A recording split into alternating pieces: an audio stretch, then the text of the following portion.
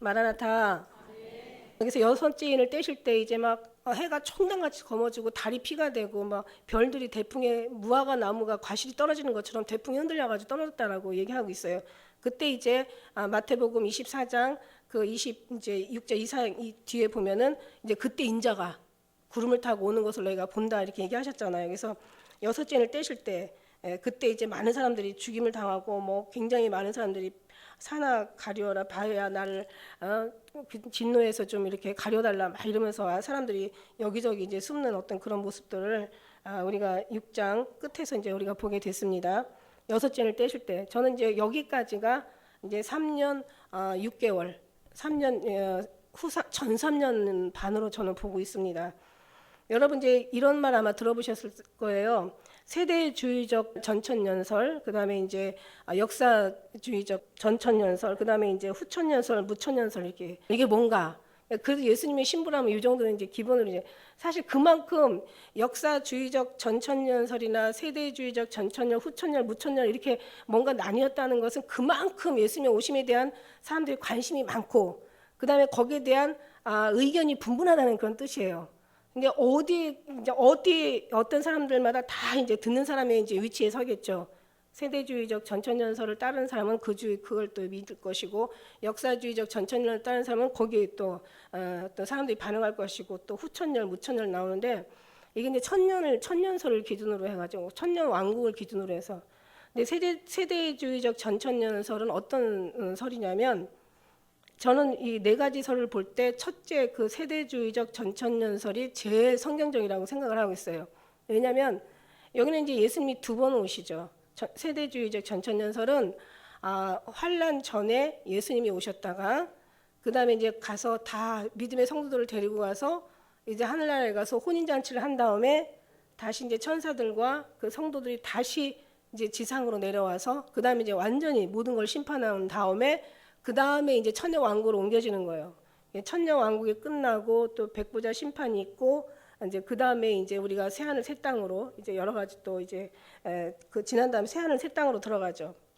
그러니까 어떻게 되냐면 세대주의적 전천년설은 환란 전에 예수님이 오셔서 뭐 전 3년 반이든지 어쨌든 간에 그 뭐 후 3년 반은 정말 참지 못하는 아주 어마어마한 그 환란이라고 얘기했어요. 그러나 전 3년 반이라고 해도 기간은 주님이 정하시기 때문에 전 3년 반도 다 우리가 견딜 수가 없을 때는 하나님 또 거기서 세상 어떤 그런 날수를 감하신다고 얘기하셨어요. 잘못하면 이제 구원받는 사람들이 많지 않기 때문에 이렇게 얘기를 하셨는데 예수님이 환란 전에 오신다라는 은혜예요.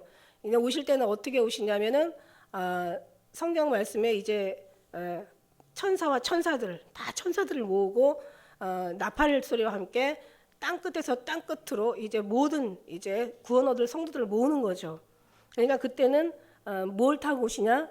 교통수단은 구름을 타고 오시고 그다음에 누구하고 오시냐? 천사들하고 같이 그 임하시는 장소가 어디냐? 공중으로 오신다고 얘기를 했어요. 그다음에 이제 예수님이 오시면 혼인잔치 들어가고 이 땅에서는 어마어마한 대환란이 일어나는 거죠. 여러분 세 가지라고 했어요. 자, 첫째는 휴거되느냐, 두 번째는 순교를 당하느냐, 이제 세 번째는 환란을 지나가느냐. 이제 이건데 여러분 어디가 더 좋겠어요?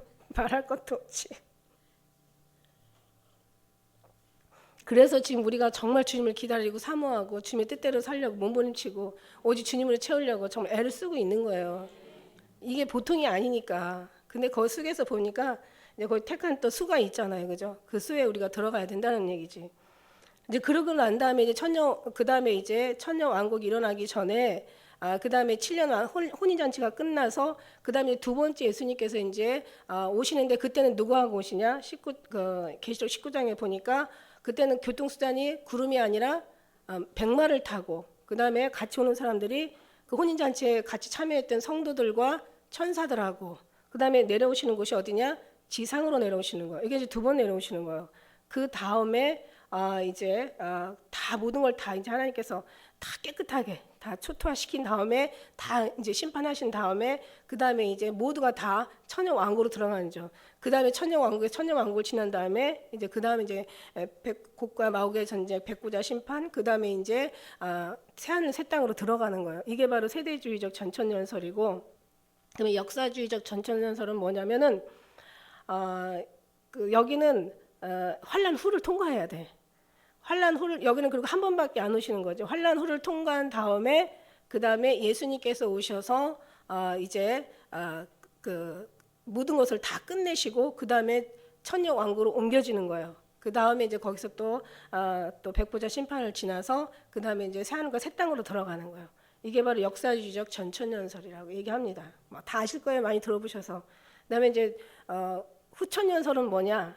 후천년설은 이제 그 천년 왕국이 이제 뒤에가 있는 거죠. 그죠? 천년 왕국이 뒤에가 있어요. 그래서 후천년설은 예수님이 이제 재림한다고 주장은 하는데 이제 한번 예수님 이 땅에 오셔가지고 여기 이제 그 천년 왕국이 지난 다음에 그 다음에 예수님 오신 그 후천년설, 천년이 뒤에가 있는 것. 뒤에 무천년설은 뭐냐? 무천년설은 천년 왕국을 아예 자체 인정하지 않아요. 그러니까 죽으면 지옥으로 가든지 천국으로 가고 끝난다 이렇게 얘기하고 있지만 그렇게 되면 성경이 굉장히 그 말에 뒷받침을 해주는데 굉장히 이제 혼선이 오죠. 예를 들면 계시록 20장 14절에 보니까 어떻게 돼요? 계시록 20장 14절에 보니까 이 음부가 불못 지옥으로 들어간다고 얘기했고 21장에 보니까 이제 새 하늘과 새 땅이 내려오면서 이제 천년 왕국이 이제 새 하늘과 새 땅으로 올라가잖아요. 그러니까 우리가 그냥 옛날에 모르는 사람들은 이거 죽으면 천국 아니면 지옥으로 가.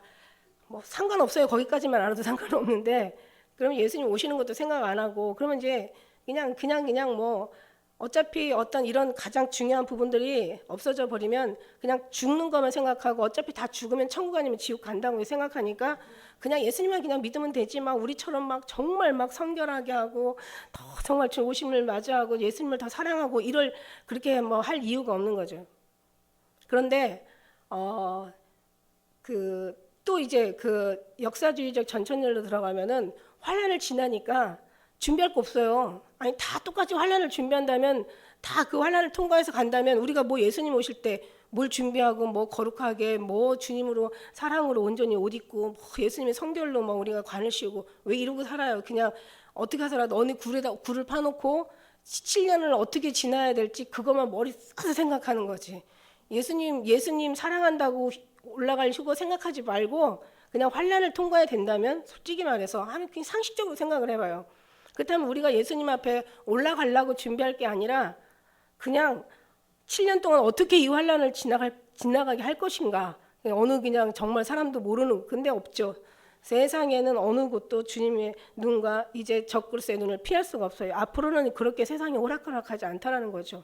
모든 적그리스도가 다 장악을 하고 모든 시스템을 다 첨단 시스템을 동원해서 사람들을 다 아주 그냥 뭐 사람들이 뭐 심지어는 어느 정도냐면 인공위성에서 굴 속에 들어있는 여기 뭐 산하 나를 가리우라 바다야 나를 뭐 숨겨달라고 하지만 이 인공위성이 얼마나 사람을 감지해내는데 굴 속에 들어가 있어도 열감지기로 사람이 있는 것을 다 찾아내고 아주 구석구석 다 파헤쳐서 다 끌어내는데 어떻게 숨을 데가 있겠어요. 사람들이 이렇게 참 바보같이 꽁같이 눈만 딱 가리면 자기를 안 본다고 생각을 하는 그런 머리를 가지고 있는데 이제 앞으로 나타나는 어떤 여러 가지 최첨단의 모든 과학 시스템은 왜 어떻게 그렇게 돌아가지 않습니다. 이렇게 아주 모든 걸 다 찾아내는 거죠. 그러니까 우리가 지금 살아있는 동안 얼마나 중요한지. 할렐루야. 후천년설은 천년 왕국 뒤에 예수님이 오시는 거. 그렇습니다. 그래서 네 가지로 우리가 이제 분류해서 하는데 첫째가 굉장히 세대주의적 전천년설이 굉장히 우리에게는 설득력이 있죠. 왜냐하면 성경이잖아요. 그게 전부 성경에 걸리는 게 없이 그렇게 우리가 믿으면 되는데 중요한 거는 이걸 알고 모르고는 중요한 게 아닌데 근데 사람들이 말하자면은 지금 이제 그만큼 사람들이 그 성경 말씀 하나 가지고도 똑같은 성경 말씀인데도 이렇게 다 이론이 많다라는 얘기예요.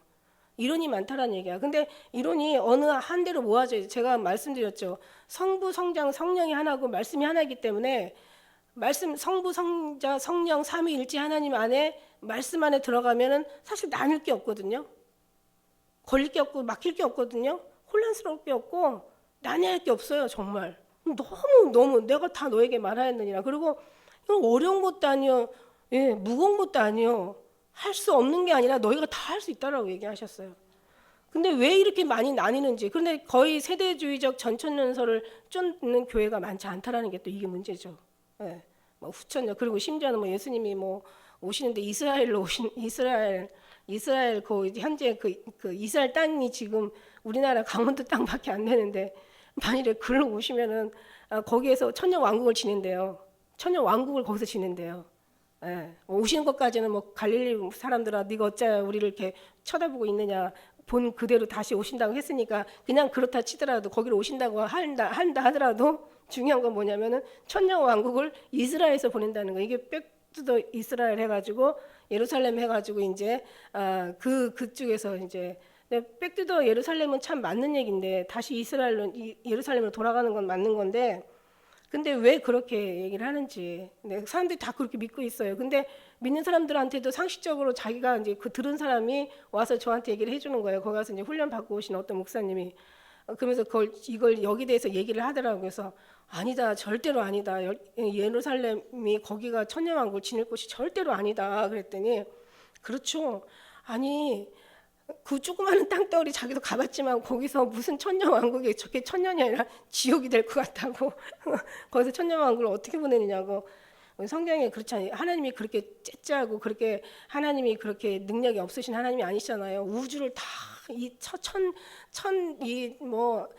천하를 다 호령하시고, 아니 다 천지 만물을 다 주님께서 쥐락펴락하시는 하나님, 전능하신 하나님인데 하늘은 내 보좌야 땅은 내 발등상이라고, 천하가 다 내 것이라고, 하나님 없는 것도 있게 하시고 있는 것도 없게 하신 하나님이신데, 아니 천년 왕국을 이스라엘 땅에다 갖다가 거기다 건설을 하시면 거기서 천년을 살 때 정말 수일이 천년이 하루같이 지나거든요. 얼마나 빨리 가는지. 기분이 너무 행복하면 천년이 하루같이 빨리 가요.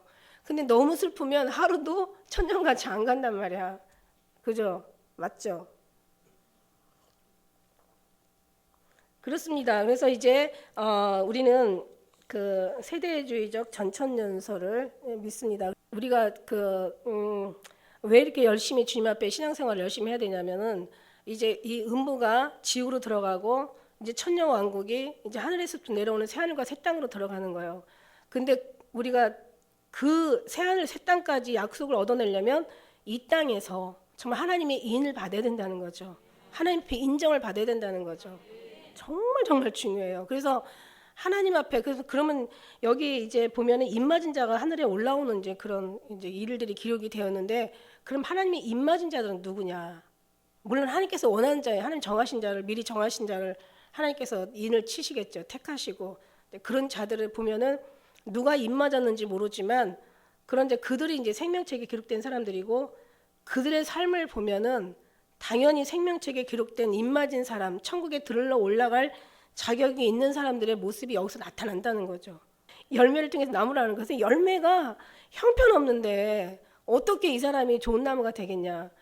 좋은 나무가 못된 열매 맺지 못하고 또 못된 나무가 좋은 열매 맺지 못한다고 주님 말씀하셨는데, 분명히 정말 열매를 통해서 나무를 안다면 이 나무가 어떤 나무인지는 모르겠지만 그러나 열매가 정말 아름다우면 이 나무는 좋은 나무고 신실한 나무고 하나님 기뻐하는 나무 아니겠느냐. 할렐루야. 정말 그렇습니다. 그래서 여기 말씀해 보면 이제 이 이후에 내가 보는데 이제 여섯째 인을 다 떼시고 그 다음에 여섯째 인을 떼셨어요. 막 하늘이 해가 총당같이 검어지고 달이 피가 되고 막 대풍에 별들이 다 쏟아지고 막 그러고 정말 이제 그런 상황이에요. 지금 그런 상황인데 이 일 후에 이제 막 근데 아직은 이제 예수님 안 오신 거죠, 그죠? 막 지금 막 난리가 났어요. 근데 성경에는 그 후에 오신다고 하는데 그 이제 오신다는 거하고 여섯째 인을 떼신 그 중간에 그 이제 시간이란 말이에요. 이 일 후에 내가 내 천사가 땅 네 모퉁이에 선 것을 보니 땅의 사방에 바람을 붙잡고 바람으로 하여금 땅이나 바다나 각종 나무에 불지 못하게 하더라. 그러니까 이 사방 네 모퉁이 동서남북 그러니까 꽉 잡고 있는 거예요. 이걸 뭐냐면은 이건 어떤 것을 얘기하냐면 이제 이 전 세계 동서남북을 붙잡고 있는 거죠. 그러니까 말하자면 아주 지금 바람이 불면 끝나는 거예요. 엄청난 이제 환란이 있을 거라는 이제 그런 생각이 들어가죠. 그런 예감이 들어와요, 그죠? 근데 이 바람이 지금 불지 못하게 지금 꽉 붙잡고 있는 거는 이제 불기 전에 이제 아주 뭔가 지금 주님께서 일을 지금 추진하고 계시는 거예요. 그래서 이거를 어떤 이제 그 학자들은 어떻게 보냐면 미국, 뭐 유럽, 그다음에 이제 이 소련 이제 지금 뭐 없어지고 이제 러시아 이쪽에 나라, 구소련 지금 러시아를 중심으로 그 나라, 그다음에 이제 중국, 이제 한국, 이 아시아 쪽 이걸 보고 동서남북 그러니까 이 큰 세계를 갖다가 하나의 제국으로 내구탱이 바람들이 이제 못 불도록 딱 지금 붙잡고 있는 이제 그거예요. 이제 다시 말하면 붙잡고 있지만 이것을 그러니까 하나님께서 명령하시면 정말 모든 것이 바람도 안 불어치는 거지만 이것을 딱 떼는 순간 이제 그 다음부터는 그냥 어마어마한 환란의 바람이 이제 불 것 같다는 생각이 이제 들어가고 있는 거죠. 느낌이 오죠, 그죠?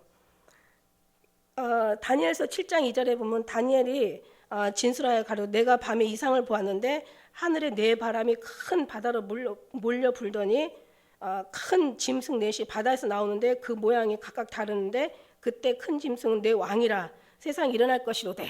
그러니까 이제 이 바람은 어떤 자연의 바람이 아니라 무슨 태풍 이 정도가 이런 바람이 아니라 내 왕을 그러니까 나라에 이제 내 부록으로 만들어 가지고 예를 들면 전 세계를 네 개의 나라로 불어 가지고 그 나라의 왕들이 어떤 짓도 못하게 딱 붙잡고 있는 거죠. 그러니까 이거는 이제 하나의 이제 끝나고 나면은 어떤 큰 환란, 어떤 전쟁, 아주 그냥 죽음, 아주 그냥 뭔가 어마어마한 어떤 그런 이제 무서운 이제 그런 일들이 일어날 거라는 이제 그런 생각이 다니엘서에는 우리가 예를 들어서 볼 수가 있는 거예요. 땅 내모퉁이라는 것은 동서남북 전 세계의 어떤 그 네 부분을 붙잡고 계신다는 뜻. 이 땅의 바람에 이제 붙잡고 있지만 결국 이게 이제 부는 순간 이제 천사가 이제 이 환란을 이제 막고 있다가 이것을 이제 풀어놓는 순간 이제 어마어마한 사람이 아마 성경에서 얘기한 창조 이래 전에도 없었고 후에도 없는 정말 소돔과 고모라 땅도 견디기 쉽다고 얘기했어요. 그런 어마어마한 바람이 이제 불게 되겠죠. 그 전에 우리는 이제 그때 어떤 일이 일어나는지 아직은 이제 바람이 불지 않고 있는데 땅이나 바다나 각종 나무에 그러니까 이게 이제 전쟁이 나면 이제 바다도 날리고 막 땅 육지에서는 육지대로 바다에서는 바다 공중에서는 공중대로 그다음에 뭐 사람만 죽이는 게 아니라 각종 나무들까지 다 이제 불로 이제 불의 전쟁이니까. 그죠? 사무엘상 2장 6절은 여호와는 죽이기도 하시고 살리기도 하시고 음부에 내리기도 하시고 올리기도 하시는도다. 할렐루야. 때가 가까울수록 정말 이제 하나님의 말씀이 다 증거가 되는 거죠. 나중에 그때 가서는 지금도 대충 이제 우리가 주님의 때가 가까이 와 있을수록 이전에는 정말 난해했던 성경들이 이제는 다 풀리는 거예요. 이게 너무너무 가까이 와 있으니까 지금.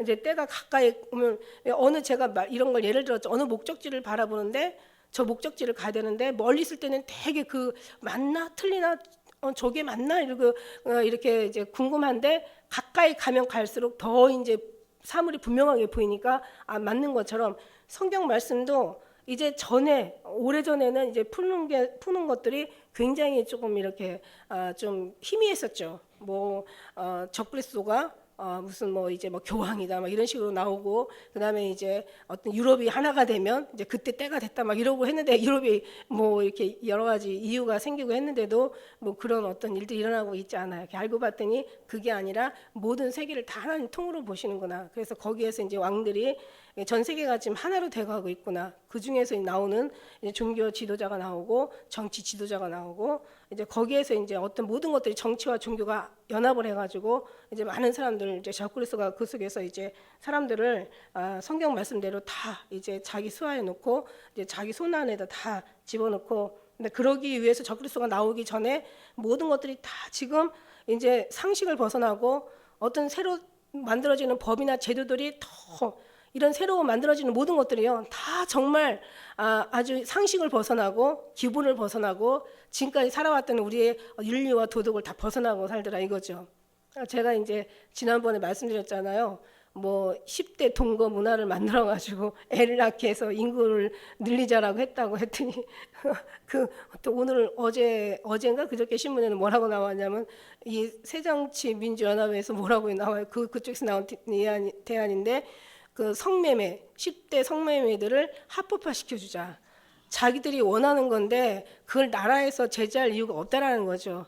그래서 그 성매매 걔네들이 그걸 통해서 또 그걸 제가 보면서 야 이거 미친 제도들이 계속 올라오는구나. 뭐 이젠 종교도 이제 마찬가지게 전 연합해라 너네들 다 통합으로 해서 다 하나로 이제 묶어 버릴 것이고 이게 이제 가까이 나오고 이게 지금 모든 것들이 지금 그렇게 돌아가고 있어요. 그래서 야 이제는 때가 정말 가까워왔다는 것이 뭐 동성애뿐만 아니라 모든 것들이 성경 말씀 1.1핵도 없어지지 않는다는데 이제는 동성애가 너무 강하다 보니까 이제 성경 속에서 동성애에 대한 거기 있는 것들도 삭제해 달라. 그러면 1.1핵도 빼지 않는다고 하는 선지는 옷과 같이 나이가 없어질지라도 하나님 말씀이 1.1핵도 없어지지 않는다고 얘기했는데 그게 빼진다고 생각한다면 주님 거기까지 허락 안 하시겠지만 그때가 지금이라는 생각과 지금이 다 왔다라는 그런 생각을 해요. 제가 어제도 요즘 계속 이제 몸이 안 좋으니까 완전히 그냥 꿈을 꾸는데 거의 다 왔더라고요. 한 발짝 진짜 문 앞에 정말 다 이르렀다라는 생각이 들어가는 거예요. 한번 보세요. 그래도 우리나라가 그래도 동방예의지국이고 그래도 백의민족이고 조용한 나라란 말이에요.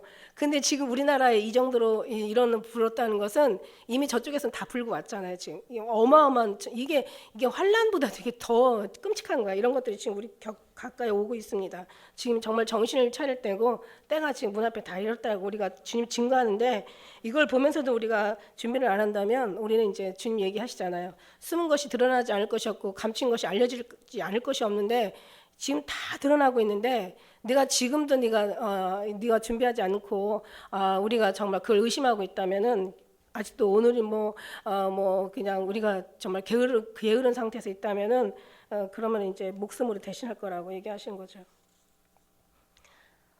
그 2절에 보니까 또 봄에 다른 천사가 살아계신 하나님의 인을 가지고 해돋는 데서부터 올라와서 땅과 바다를 해롭게 할 권세를 얻은 네 천사를 향하여 큰 소리로 외치는 거예요.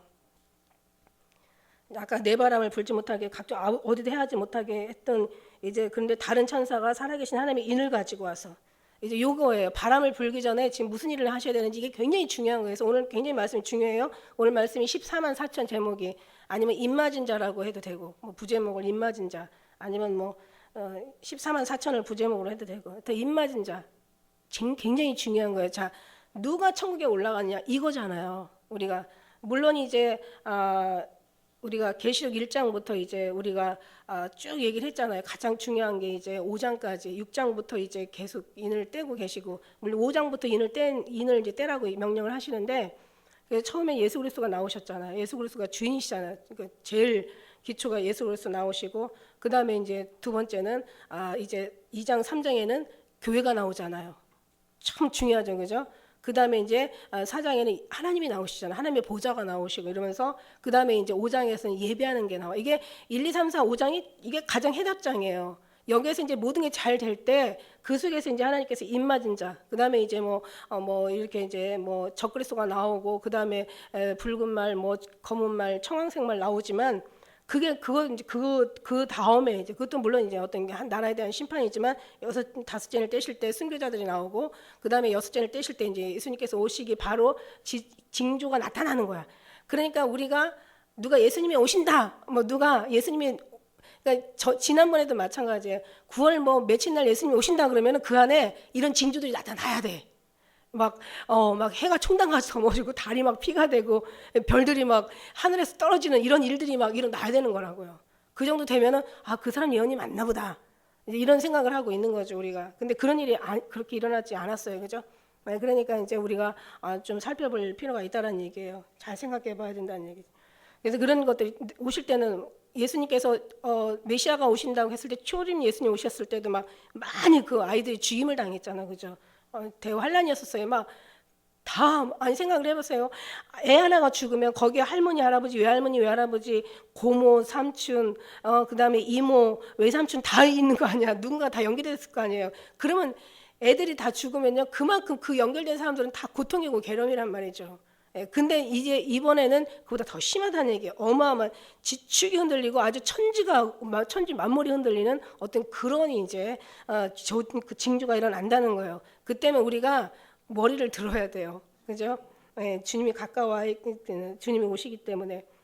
그래서 이제 우리가 이 장에서 보니까 이제 살아계신 하나님께서 해 돋는 데서부터 이제 올라와서 해 돋는 데서부터라는 것은 뭔가 해가 돋는다는 어떤 의미 속에서 정말 어떤 하나님을 상징하실 수도 있는 거죠, 그죠? 그래서 땅과 바다를 해롭게 할 권세를 얻는 네 천사를 이제 땅과 바다가 이제 앞으로 이제 어떻게 되기 전에 이제 네 천사를 향하여 큰 소리로 외치는 거예요. 뭐라고 외칩니까? 자, 3절 우리 같이 읽겠습니다. 시작.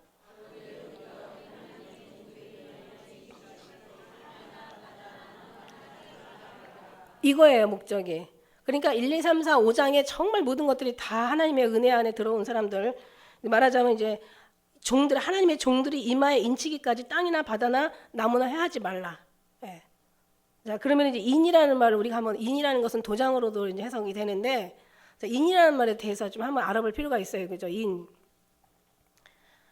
인이라는 것은 뭐 이렇게 어떤 그 인이는 소유권을 표시하는 거죠. 내 거라는 거, 내 거라고 이렇게 다 표시를 하는데, 이게 이제 14장에도 이제 이 똑같은 입맞은 자에 대해서 자격에 대해서 거기 나와요. 정확하게 하나님의 그 입맞은 자 7가지 자격에 대해서 나오는데, 그는 그때 가서 또 하기로 하고, 그래서 이제 입맞은 자 얘기를 하시는데, 성경에서 우리가 제가 늘 그래서 제가 제일 좋아하는 아가서 말씀이 뭐예요?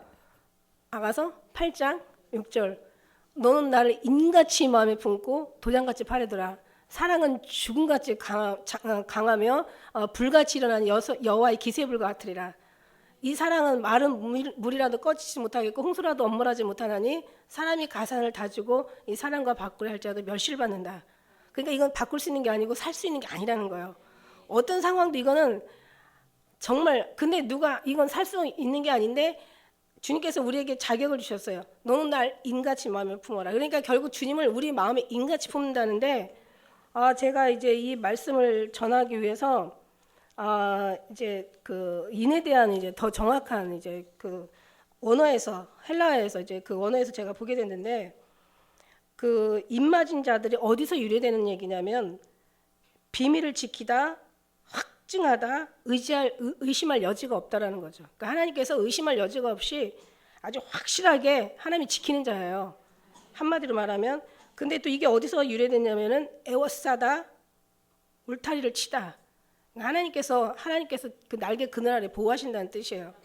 근데 중요한 건 또 이게 또 유래가 된 말, 너무 귀한 말이다 보니까 계속해서 유래가 된 말을 파고 들고 들어간 신부라는 말도 원래 완벽한 자, 완전한 자라고 얘기했잖아요. 뭐 성도가 있고 뭐 신자가 있고 또 그다음에 교인이 있고 뭐 하지만 신부라는 그 말이 결국은 신부는 물론 예수님의 신부, 어떤 그 예수님의 그 결혼하기 전에 신랑의 이제 반려자라고 얘기돼 있지만은, 그런데 중요한 거는 그 말씀이 유래된 말씀들이 결국은 완벽한 자, 흠이 없는 자, 점이 없는 자야. 그래서 모든 그 성경에 보면 사도 바울도 그 얘기했고 베드로도 그 얘기했는데, 하나님 주께서 나타나실 때 너는 흠도 없고 점도 없기를 원하노라. 예, 그렇게 얘기를 하고 있어요. 그래서 흠 없이 점 없는 자가 결국 신부인데, 거기서 또 유래가 되는 말이 뭐냐? 그랬더니 이게 감금하다, 감옥에 갇히다. 예, 이제 이런 뜻을 말씀해 드렸어요. 그러니까 결국 감옥에 갇히고 감금되었다는 것은 온전히 주님 앞에 장군 동사녀 덮은 우물며 봉한 셈이로구나 얘기하신 것처럼 바이튼 낭떠러지 은밀한 곳에 있는 거예요. 그러니까 오직 주님의 품 안에 있는 거죠. 예수님 품 안에서 잠겨 있는 거죠. 갇혀 있는 거예요. 그 사람들이 하나님 앞에 훈련돼서 완전한 자, 완벽한 자로 나오는 거고, 이런 사람들이 점도 없고 흠도 없게 나오는 거니까, 그러니까 이게 바로 신부라는 얘기죠. 그러니까 온전히 예수님이 아주 예수님밖에 숨을 쉴 수 있는 공간이 없는 거예요. 이런 사람들한테는 주님이야만 되는 사람들이죠. 그와 마찬가지로 이제 이 입맞은 자들 보니까 이제 어디서 나오냐면은 얘기하는데 비밀을 지키다, 뭐 아주 의심할 여지가 없이 아주 확실하게 하나님께서 우리를 확실하게 지켜준다. 그 다음에 이제 에워싸다, 울타리 치다. 그러니까 주님께서 우리를 이제 품어주시고 안아주시는 거고, 어디서 더 깊이 유래됐냐면은 심장의 일부라고 이렇게 결국 나와 있더라고요. 심장의 일부. 너는 나다. 할렐루야. 그 말이 그 말이에요, 여러분. 얼마나 확실하게 얼마나 이게 인치신 말이냐고 이 말씀 믿어져요. 저는요 정말 주님 왜 아플 때마다 이렇게 확신을 주시는 거야. 그러니까 더 아파야 된다니까. 더 심하게 아파야 된다니까. 예, 하나님의 위로를 받으려면 아프지 않고는 위로 못 받아요. 아파야 위로를 받아요. 제가 아침에 이 말씀 준비하면서 정말 주님, 아유 주님 심장 일부라는 거야. 너는 나다. 할렐루야. 하나라는 너와 나 하나라는 거죠. 너는 내 안에 있고 난 너의 안에. 주님과 동행하는 정도가 아니라 에녹처럼 동행하는 정도가 주님하고 아주 심장의 일부가 돼야 된다는, 온전히 하나가 된다는 거. 마음에서 나왔더라고요. 마음 심장의 일부고 마음. 예, 거기에서 이렇게 유리된 얘기더라고요. 그러니까 하나님의 이제 입맞은 자는 아주 주님으로 완전 인같이 마음에 품는 것이 심장의 일부가 되는 거예요. 내가 슬플 때 주님도 슬프고, 그러니까 주님은 나기 때문에 나는 주님, 물론 이제 내가 주님이라는 말보다는 주님이 나고 나는 주님과 함께 있는 자이기 때문에 그래서 대화가 가능한 거예요. 내 속에 내가 있는 거예요. 내 하나님의 영이 내 안에 있는 거예요. 그러니까 그래서 대화가 다른 사람하고 대화가 되는 게 아니라 내 안에 나와 대화가 되는 거죠. 할렐루야. 어떻게? 성경적으로 대화를 하다 보면 이제 성경을 벗어나면 그거는 그냥 자기 혼자 그냥 독담일 수도 있고 그냥 혼자서 생각하는 자기의 어떤 생각일 수도 있지만, 그러나 말씀 속에서 같이 대화하는, 말씀을 가지고 대화할 때는 이건 분명히 주님이라는 얘기죠. 그렇습니다. 그래서 이제 입맞은 자가 이제 인을 치기까지 바람이 불지 못하게 하시는 거예요. 그래서 그다음에 이제 두 번째가 이게 영적인 인이에요. 그런 사람들은 어떤 삶에 이제 육적인 인을 맞는 자였냐면은 늘 얘기하듯이 에스겔 9장 4절 말씀에 이제 어떤 이 가증한 일로 인하여서 앞으로 이제 갈수록 더 폐역한 이 기가 막힌 끔찍한 일들, 차별금지법, 동성애, WCC, 이제 막 공산당 돼가지고 이제는 그 애들 좌편향 교과서 그거 좀 이렇게 어떻게 좀 처리하자 했더니 교수들이 반 이상이 다 반대를 하고 정치인들이 반 이상이 반대를 하고 이걸 막 반대를 하는 거예요. 이거는 정말 아주 그냥 진짜 이거는 막 우리나라가 그냥 거의 빨갱이 나라, 그런데도 어떻게 이렇게 적화 통일이 안 됐냐? 야, 진짜 하나님 지켜주시는 거다. 이런 거 볼 때마다 더 주님이 지켜주고 있다라는 것을, 여러분 이제 뉴스 정말 괴로워서 보기도 싫고 아주 힘들어, 너무 힘들어. 막 그냥 볼 때마다 그냥 마음이 막 이렇게 분노가 일어나고 마음이 막 이렇게 사나워지는 것 같아요. 내가 마음이 이렇게 부드러워져야 되는데 막 마음이 더 독해져 가는 것 같아서 이 사람 베리겠더라고.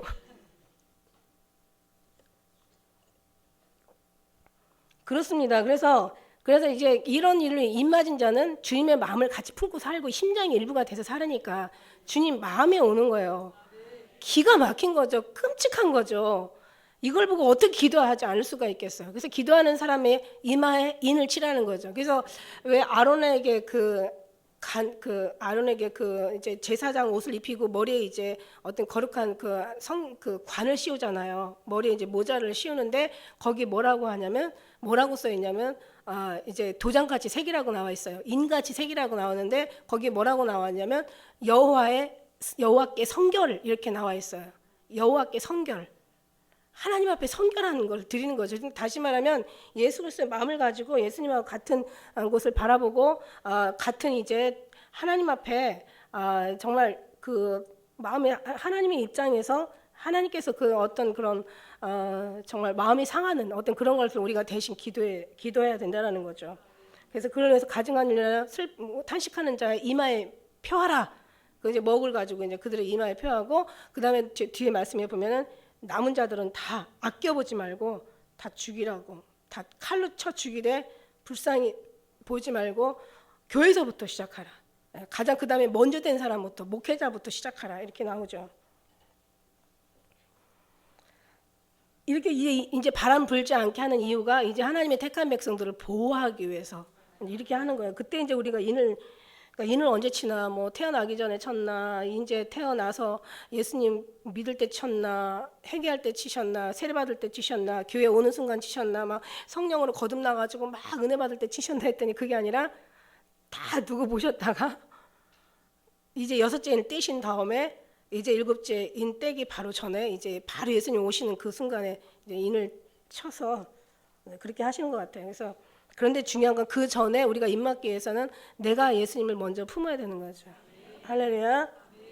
그렇습니다. 근데 이미 하나님께서 계획하신 분들은, 다 정하신 분들은 이미 정말 예수님 품게 돼 있고, 예수님 품은 사람들은 아름다운 그 열매의 삶을 살게 되어 있다라는 거예요.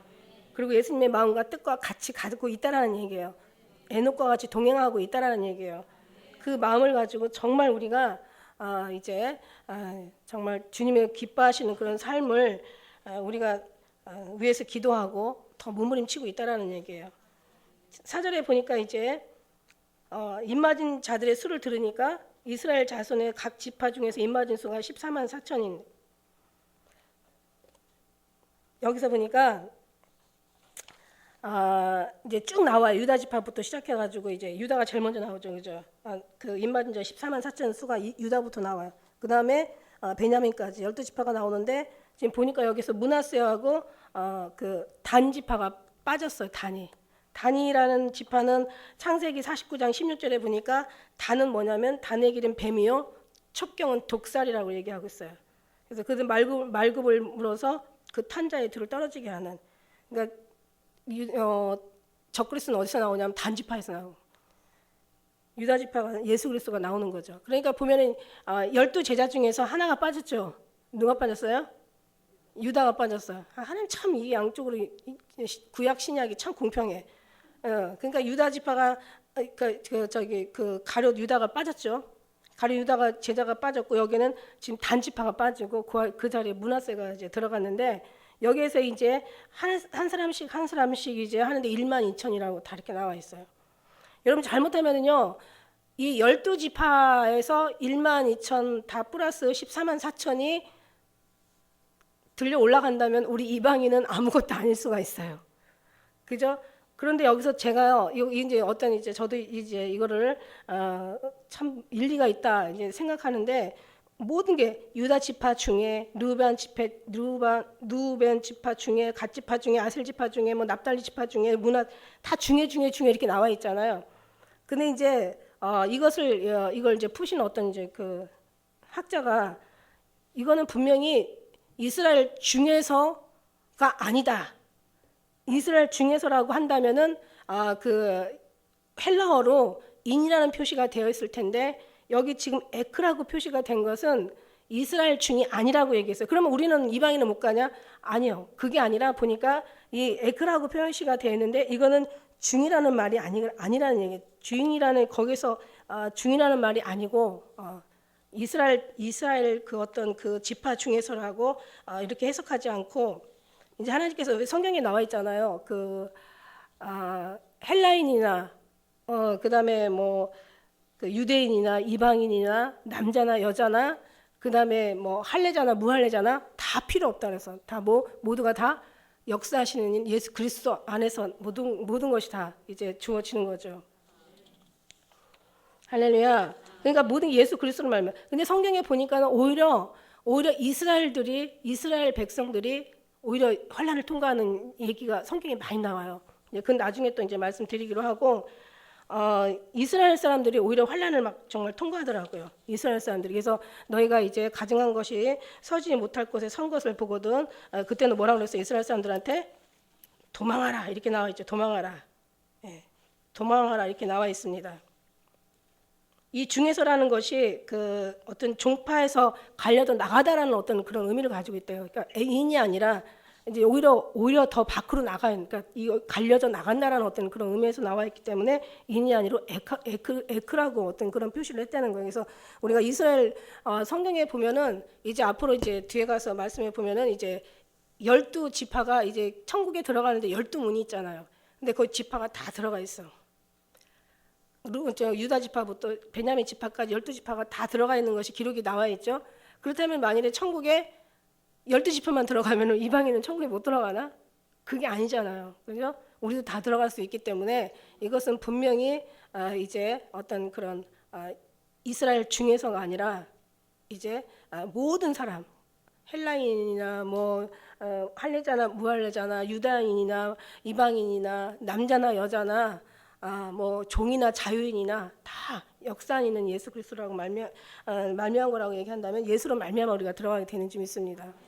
천국문이 12지파로 돼 있어요. 그러니까 여러분이 어떤 지파에 물론 우리는 예수 그리스도 반열에 들어가 있고 예수님 안에 우리가 있으니까 물론 어떤 지파일지까지 뭐 몰라도 돼요. 그러나 우리에게도 지파가 있더라고요. 왜냐하면 12문이 있으면 어느 지파 문으로 들어갈 이제 그게 있잖아요, 그죠? 저는 이제 그 지파까지도 주님이 알려주셨어요. 저는 이제 한번 제가 11번에 그 선에 이제 그 줄에 있는 것을 주님께서 알려주셔서 그게 무슨 의미인지 굉장히 뭐 꿈이라고 하기에는 너무 막 그 제가 생생해가지고 깨고 나서 이게 뭘까? 11번 이게 뭘까? 굉장히 의문이 제가 저한테는 궁금했었었는데 그 오늘 보니까 요셉 지파의 그 반열이 11번째더라고요. 그래서 그때 그게 그거였나? 그러고 생각한 거지 몰라요. 이제 지나거나 봐야지. 어쨌든 간에 천국에 올라가면 저는 11번째 집에 그쪽 가서 이제 왔다 갔다 할 거야. 나는 어디 가나 생명체에 가서 보면은 어딘가에 다 있겠죠. 어느 문으로 돌아가라고. 근데 이제 이 땅에서도 각 다 이제 물론 다 예수 그리스도로 말미암아 우리가 이제 그 의지해서 우리가 천국을 가지만은 물론 이제 뭐 열두 문은 분명히 어느 문 하나를 통과를 해야 될 거 아니에요, 그죠? 그때는 이제 어느 쪽으로 들어가나 그렇다고 또 그거 어느 쪽으로 들어가나 궁금해서 또 주님 저는 어느 문으로 들어가요 막 그렇게 막 또 헷갈리지 마시라고 그냥 아마 제가 11번째 문으로 들어가면 여러분 기쁜 우리 교회도 다 11번 문으로 들어가지 않을까. 할렐루야.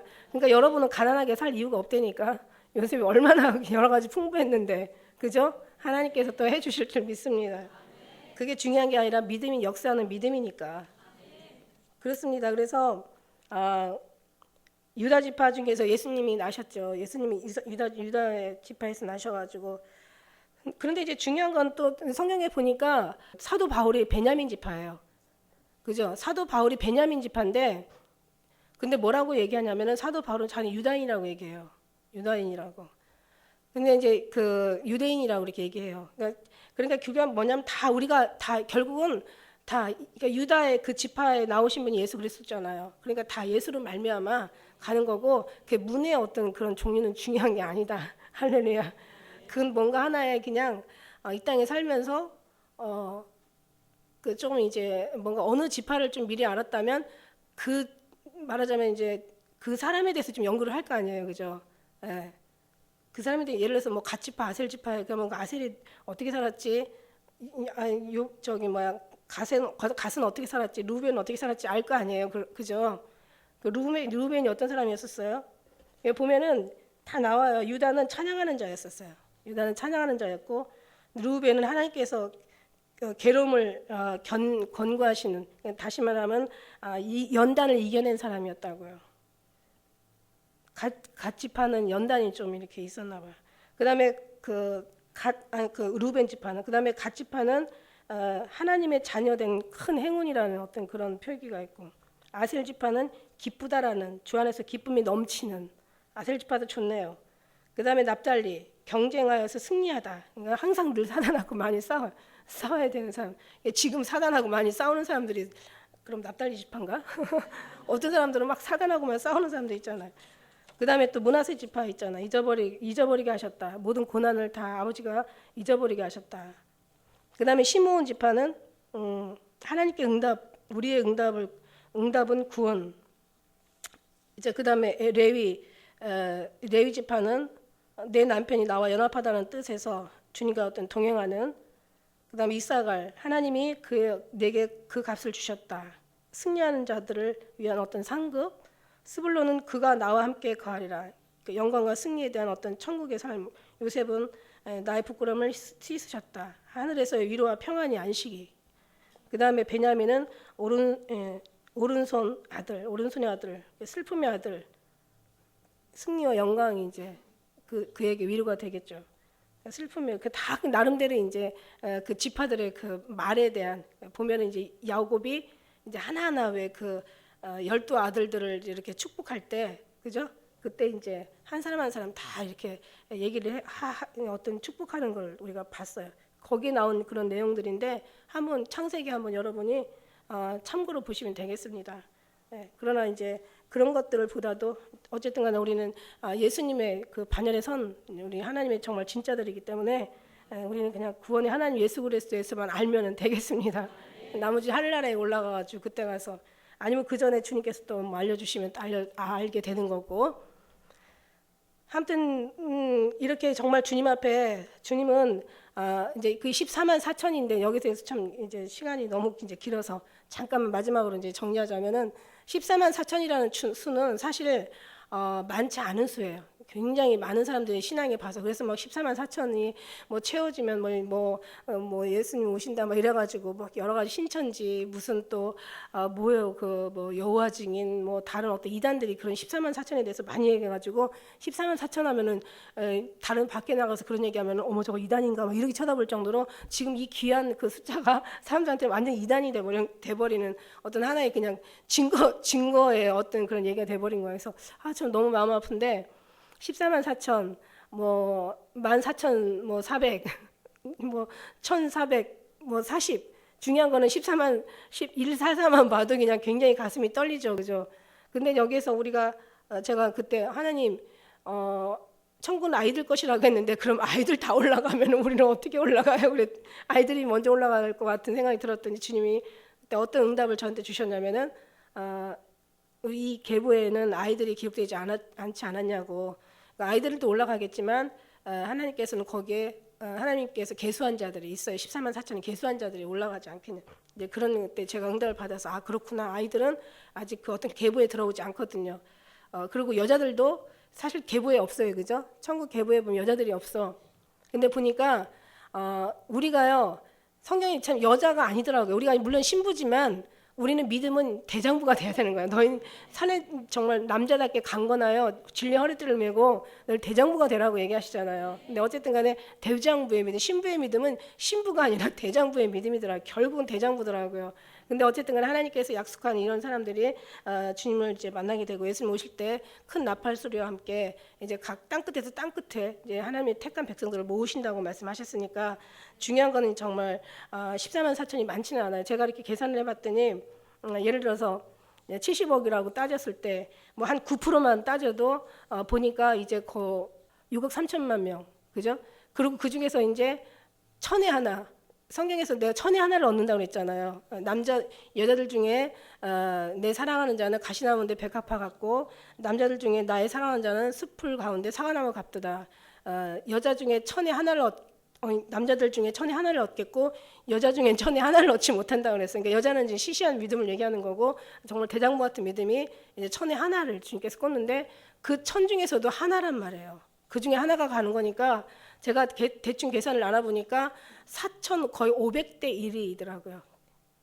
그러니까 믿음 있는 사람들이 이제 중에서 4,500대 대충 이제 따져보니까 그러니까 이제 보니까 아까 얘기한 대로 뭐 세대주의적 전천열, 뭐 역사주의적 전천열, 뭐 후천열, 무천열 막 나누듯이 그 결국은 율법신앙 다 빼고 주일날만 또 예배드리러 오는 그 썬데이 크리스찬 다 빼고 그 다음에 그냥 지금 외국에서는 뭐 교회에서 결혼만 해도 크리스찬이라고 얘기한대요. 그런 사람들 다 빼고 그 다음에 율법주의자를 다 빼고 그 다음에 성령 받았다고 하지만 예수님 오시는 거부하는 사람들 다 빼고 하니까 그래도 많은 좀 모이게 될 거예요. 그죠? 근데 그렇게 되면 한 100대 1은 안 되겠습니까? 예를 들어서 그렇다면은 그럼 얼마나 우리가 주님 앞에 성결하고 얼마나 주님으로 모든 걸 잘 참고 연단을 참아내고 이겨내고 내가 볼 때는 어느 지파가 아니라 이 지파가 이겨내는 건 다 이겨내야 될 것 같아. 연단을 이겨내든지 어떤 뭐 시험을 이겨내든지 어떤 뭐를 이겨내든지 뭐 다 이겨내야 될 것 같아요. 할렐루야. 뭐 찬양을 하든지 괴로움을 뭐 하나님이 권고하시든지 뭐 어쨌든 간에 뭐 어떤 경쟁에서 이기든지 아니면 뭐 내 남편이 나와 연합하다 레위의 뜻이 그렇대요. 그 다음에 하나님이 내게 그 값을 주셨다. 주님이 우리를 위해서 다 지급하셨으니까 스불로는 그가 나와 함께 거하리라 뭐 이런 은혜 나의 부끄러움을 씻으셨다. 다 모든 걸 다 이게 12지파의 모든 그들의 삶을 다 우리 거로 만들어야 돼. 그래야 정말 예수님 오실 때 천에 하나, 만에 하나. 그렇게 따지면은요, 어떻게 보면 진짜 그냥 이렇게 보통을 따지면 적지만 정말 주님의 뜻대로 산다고 생각하고 정말 주님을 이렇게 왜냐하면 예수 믿는 사람들 이렇게 예수님 사랑이 이렇게 많을까요? 아니 제가 맨날 말하는 넌 날린같이 마음을 품고 도장같이 팔에들어 이렇게 죽음같이 강한 이 예수님의 신앙 정말 이 땅을 원하는 게 아니라 오직 주님만을 원하고 정말 그렇게 산다라는 그런 설교도 많지 않은데 그런 사는 사람이 많겠느냐는 얘기예요. 저에게는. 그럴 때는 14만 4천도 수가 많은 거예요.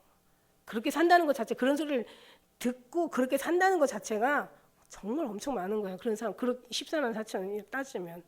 그럼 전 세계를 한번 돌아봤을 때 정말 이런 믿음이, 제가 지금 설교하는 이런 믿음이, 그러니까 사단은 엄청, 사단이 나를 참 많이 죽이려고 하겠구나. 너는 나다라고 얘기하는 그 정도의 어떤 하나님의 그 은혜가 부어지는 그곳에 많을까? 신부가 많을까? 누가 언젠가 한번 미국에서 어느 목사님이 우리 교회 와서 하시는 얘기가 왜 이렇게 신부가 많아? 우리 교회 와서 그 소리 하시더라고. 웬 신부가 이렇게 많아? 가는 데마다 신부 몇 명씩 안 됐는데 왜 이렇게 많아? 이런. 정말 그렇게 주님의 그렇게 뜻대로 무슨 여러 가지 계시적인 거, 예언적인 거, 신비한 거 이런 걸 쫓는 게 아니라 정말 그런 게 문제. 거기서 또 다난이잖아요. 그냥 사단만 쫓고 그냥 회개만 하고 그냥 뭔가 자녀의 어떤 자유함을 얻지 못하고 그냥 종같이 살고 정말 주님 마음을 어떻게 그냥 그 아픔을 오히려 이 사람들이 주님을 위로하게 하고 주님 앞에 어떤 마음을 놓이게 하는 게 아니라 오히려 주님 마음을 더 아프게 하고 신앙생활 열심히 한다는 게 오히려 주님하고 더 멀어지고 잘한다고 하는 것이 오히려 그냥 주님이 가만히만 있어주면 좋겠는 이런 삶을 살아가는 사람들이 너무 많은데 정말 예수님과 이렇게 같이 가는 사람들이 많을까? 정말 많지 않다라고 생각해요. 근데 그러니까 어떻게 보면은 많지 않은 사람이 14만 4천에 들어간다는 수는 어떻게 보면 주님 입장에서는 그게 적다라고도 할 수도 없는 거예요. 언젠가 누가 한번 그랬죠. 14만 4천 1번이면 어떡하겠냐고. 너무 억울하지 않겠냐고. 여러분 그런 걸 봐요. 14만 4천 1번이야. 이제 수능 봐가지고 이제 수능 이제 시험 아마 발표할 때 그냥 그죠? 너무 정말 답답하죠. 조금만 더 잘했더라면 그렇게 생각하지 마시고 저는 알아요. 제가 사람의 어떤 수고에서 나오는 것이 절대적으로 아니고 하나님의 절대 주권이다. 하나님의 선택이고 하나님의 값없는 은혜다라고 생각할 때 이건 하나님께서 우리 열심히 살아서 가는 게 아니라 하나님 택한 자를 불러주시고 그런 사람들을 하나님께서 잃어버리지 않으시고 결국 하나님께서 마지막 날 다 모으신다라고 했을 때 하나님의 주권에서 나오는 거 알아요. 제가 감히 그래서 이 땅에서 예수님 이 땅에 오시는 날 제일 먼저 우리 불러주시고 제일 먼저 만나보고 싶은 사람, 제일 먼저 안아보고 싶은 사람, 제일 먼저 우리를 이제 부르는 그 이름이 우리 교회죠, 교회. 우리 교회가 되게 해달라고 했을 때 결국 이제 그건 어떻게 감히 그런 얘기를 할 수가 있겠어요. 그만큼 모든 건 하나님의 주권이기 때문에 그렇게 하나님 그래서 부탁하는 거죠. 되든 안 되든 우리가 그런 마음으로 가장 먼저 그만큼 주님의 마음, 주님의 눈물을 담고 그만큼 기도하며 가증한 일로 인하여서 우리가 탄식하는 그런 사람이 되어주시길 주의 이름으로 축복합니다. 기도하겠습니다.